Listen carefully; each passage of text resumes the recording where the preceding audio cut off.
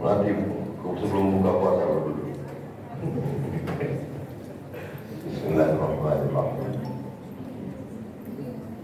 Assalamualaikum warahmatullahi wabarakatuh. Waalaikumsalam. Kullu amrin zibalin, semua amal yang baik, walam yubda bihamdillah, kalau tidak dimulai dengan ucapan pujian kepada Allah, fahuwa aqta', maka amal itu putus, tidak ada berkahnya dan tidak bisa dijadikan bekal menghadap Allah. Maka kita awali dengan ucapan Alhamdulillahi Rabbil Alamin. Majlis yang tidak disebut namanya di dalam majlis itu, maka majlis itu menjadi majlis antanajifah, majlis bangkai, majlis bau, majlis busuk, majlis berulat. Maka kita sebut namanya Allahumma sholli ala Sayyidina Muhammad. Allahumma sholli alaihi. Waktu saya bilang Allahumma sholli ala Sayyidina Muhammad, langsung orang tua kita nyambung wa ala ali.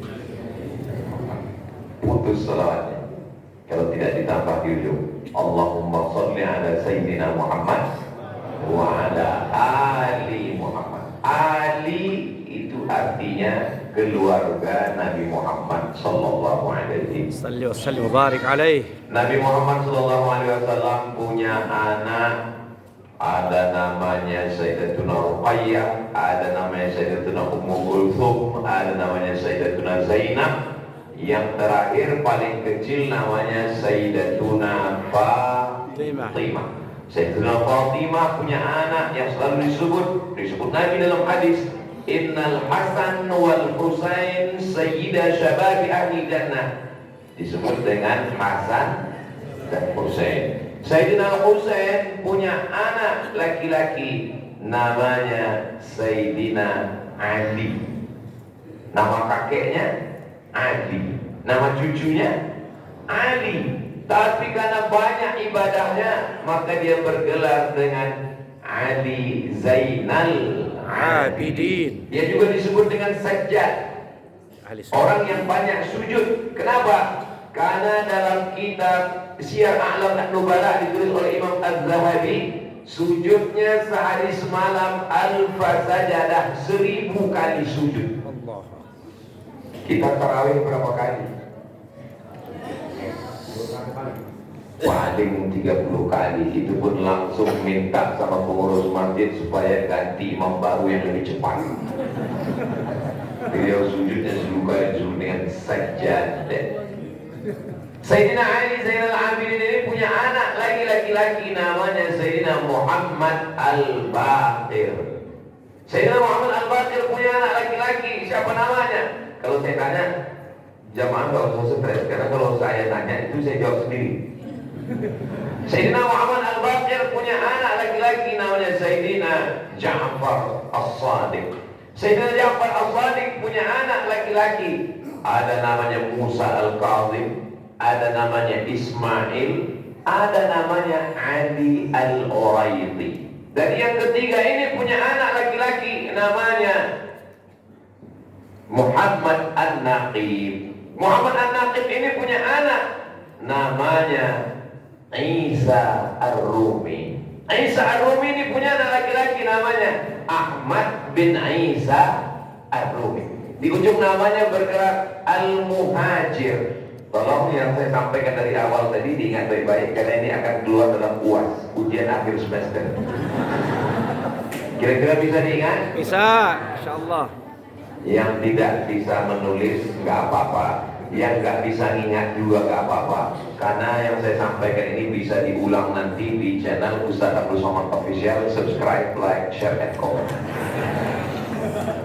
Nah, dia disebut dengan Al-Muhajir karena dia pindah dari Irak, pusat peradaban ketika itu, menuju negeri yang pernah didoakan Nabi, Allahumma barik lana fi Yamanina, berikan berkah pada negeri Yaman. Mereka pun sampai di sana. Nama negeri itu yang selalu dinyanyikan keponakan saya yang baru pandai ngomong. Ya Tarim, Ya Tarim. Kita belum bisa bilang roh. Ya Tarim, Ya Tarim. Makamnya di Tarim. Panjang umur sehat badan, mudah-mudahan nanti kita bisa pergi bersama ziarah. Amin. Allahumma ya Allah. Aku masing-masing. Lalu kemudian Sayyidina Ahmad bin Isa Al-Muhajir ini punya anak. Salah satu nama anaknya Ubaidullah. Lalu kemudian punya anak namanya Alawi. Maka keturunan daripada Alawi ini disebut dengan Alawi. Alawi. Jadi kami, guru-guru kami di Al-Azhar, kalau ketemu mereka akan sebut Alawi. Maksudnya keturunan daripada Sayyid Alawi yang sampai ke atas, sampai Sayyidina Maulana Muhammad sallallahu alaihi wasallam. Lalu kemudian turun ke bawah. Inilah yang banyak marga-marga fan-fan yang sampai ke Nusantara. Di antaranya As-Saqqaf. Tulisannya As-Saqqaf. Dari kata atap. Atap ini Saqqaf. As-Saqqaf. Kenapa disebut atap? Karena yang paling tinggi di sini adalah atap. Ilmunya sangat tinggi sampai ke atap. Tulisannya As-Saqqaf. Tapi karena orang kita sulit menulis As-Saqqaf, kan payah. Siapa itu? As-Saqqaf. Al-Haddad, Al-Jifri, Al-Idrus, bin Syihab, bin Syekh Abu Bakar, bin Yahya. Salah satunya adalah Ibnu Sumain. Cucu cicitnya itulah yang ada bersama kita hari ini, Sayyidi Al-Habib Bahar bin Sumain. Mudah-mudahan. Sallu ala Nabi. Ustaz mau nyebut Habib Bahar aja panjang kali ceritanya. Kenapa Pak Ustaz dari awal aja? Ya sama-sama kita hormati Habib Bahar. Kenapa Ustaz? Itu golnya. Main bola itu kan asik bukan golnya, tapi pada prosesnya itu. Banyak orang ingin pada hasilnya, padahal kita disuruh Allah pada prosesnya. Kita semuanya masuk surga. Ustaz yakin sekali masuk surga. Man qala la ilaha illallah Muhammadur Rasulullah dakhala al-jannah. Siapa yang mengucapkan la ilaha illallah Muhammadur Rasulullah dakhala al-jannah. Tapi proses kita untuk menuju surga itu yang sangat indah. Maka salah satu yang kita lakukan ini membawa kita ke surga Jannatul Firdaus. Amin. Allahumma. Jadi saya ini orangnya suka penasaran. Kira-kira Allah ngasih rezeki sama Bang Omar K ini apa jurus-jurus dia? Saya orangnya nggak nanya, saya nggak pernah nanya beliau, Bang Omar apa? Enggak. Saya mengamati. Rupanya beliau salah satu pencinta zuriat keturunan Rasulullah. Sallu ala Nabi. Cinta itu bahasa Arabnya hub. Orang yang dicinta habib. Kalau perempuan habibati. Jadi kalau mau manggil ya habibati. Bapak nanti pulang ke rumah panggil ya habibati. Mana sarapan kita? Puasa kata istrinya. Kalau laki-laki ya habibi, ya habibi, orang yang aku cintai. Maka mereka kita panggil dengan habib, kita mencintainya. Kenapa? Karena kita menyebut setelah nama Nabi kita, Allahumma sholli ala Sayyidina Muhammad wa ala ali Sayyidina Muhammad. Ini mesti kita ajarkan kepada anak-anak kita, cucu kita. Kenapa? Kalau tidak nanti dia akan menjadi pembenci. Lalu apa bedanya dengan Yahudi, dengan munafik, dengan orang fasik? Apalagi fitnah akhir zaman yang luar biasa, medsos luar biasa. Mudah-mudahan Allah menjadikan saya, anak cucu saya sampai hari kiamat pencinta zuriat Rasulullah sallallahu alaihi. Saya punya ibu.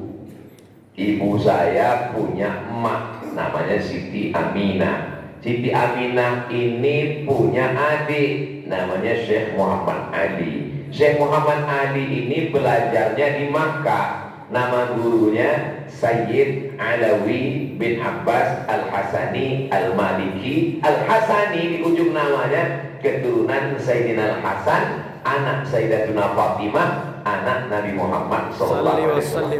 Jadi yang mengajarkan kami mencintai ahli bait itu ya beliau. Turun ke ibu saya, turun ke saya. Kecil lagi kami sudah ajarkan.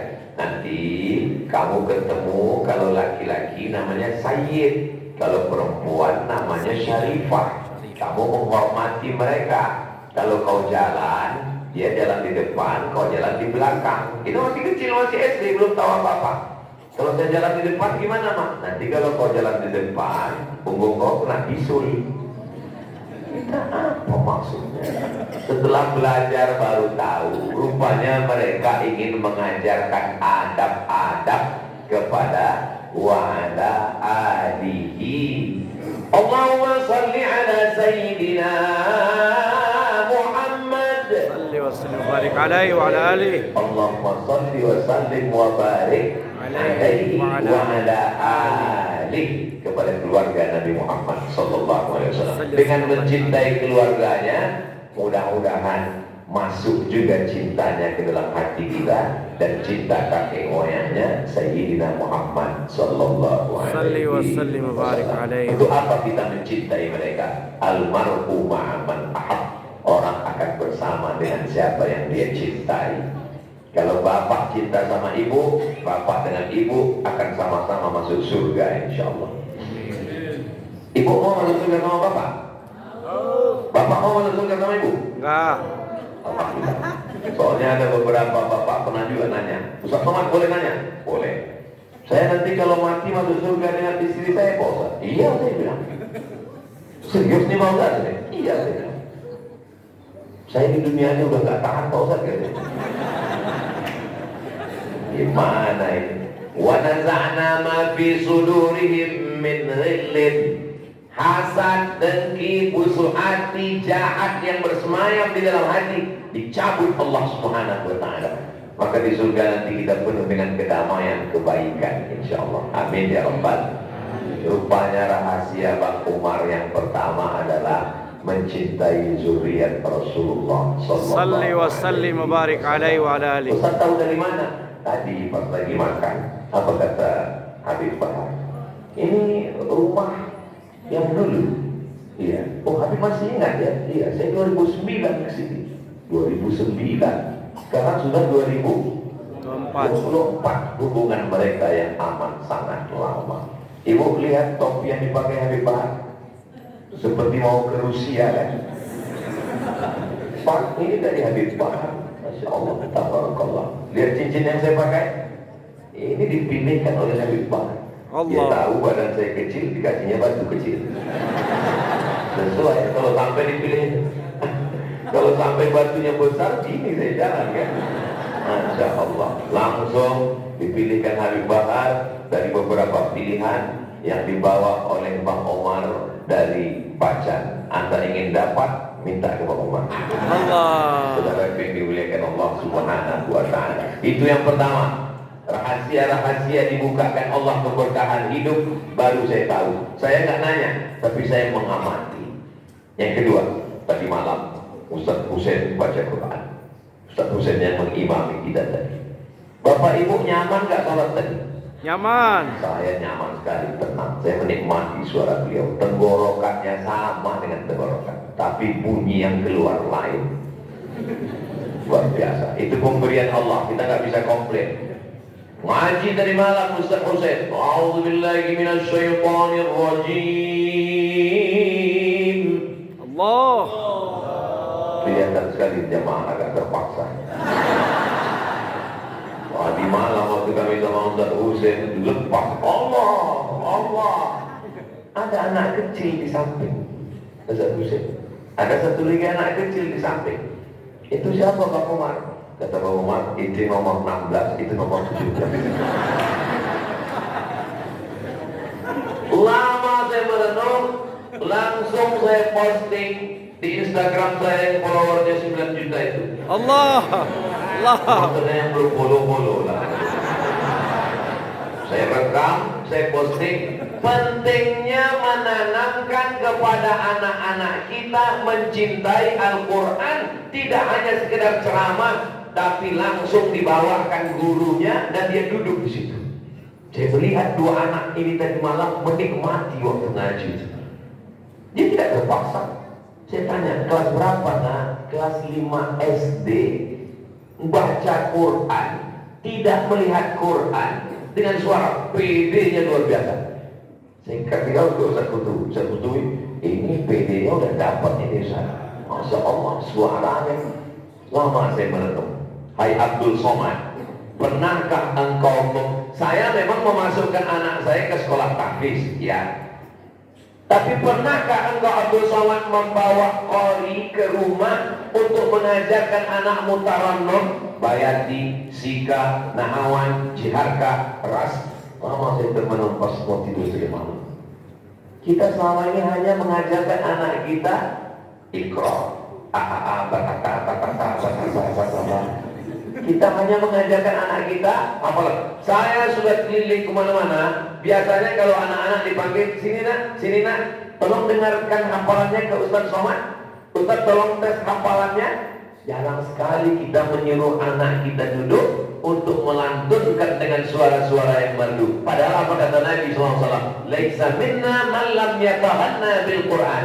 Siapa yang tidak melantunkan Al-Quran dengan suara yang merdu, bukan umat Nabi Muhammad sallallahu alaihi wasallam. Siapa yang dipilih menjadi muadzin Nabi? Bilal. Kenapa Bilal bin Rabah? Karena dia suaranya yang paling merdu. Kenapa imam tarawih yang dipilih Sayyidina Umar adalah Ubay bin Ka'ab?